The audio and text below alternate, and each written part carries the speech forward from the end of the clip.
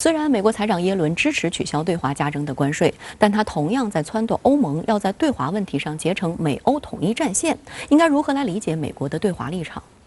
耶伦说这番话呢，有一个很现实而且紧迫的背景，就是美欧呢联手要欧洲减少对俄罗斯的能源依赖以后，发现呢没有替代品。那么对欧洲来说呢，发展新能源是可选之路，但是呢要花几年时间。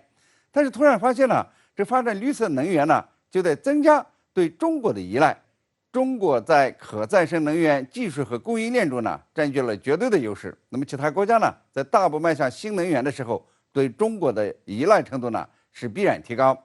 中国是很多关键原材料、部件和前期这个产品的主要产地。那么在欧盟列出的27种依靠进口的关键原料之中呢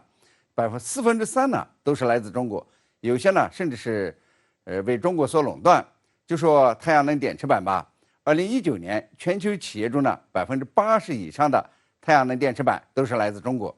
就是说，美国呢要欧盟降低对俄能源依赖，主要呢是天然气、石油，但发现呢要发展新能源来替代，又得依赖中国。还有稀土呢是生产锂电池、燃料电池、风力发电涡轮机以及这个电动车引擎、太阳能电池板等绿色能源产品的必备原料。欧盟进口的稀土之中呢，98%来自中国，这个呢是不好替代的，别的地方没有啊。对此，耶伦安慰欧盟官员说呀，这个美欧呢要结成统一战线，推动市场公平交易，减少那些把原材料、技术或者产品作为地缘政治武器的现象。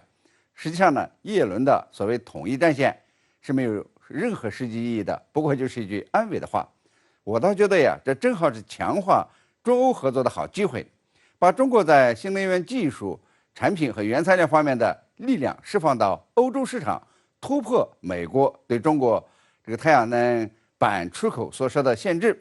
运作的好呢，这个中欧就会在新能源技术开发和利润上，反而呢会形成实打实的统一战线。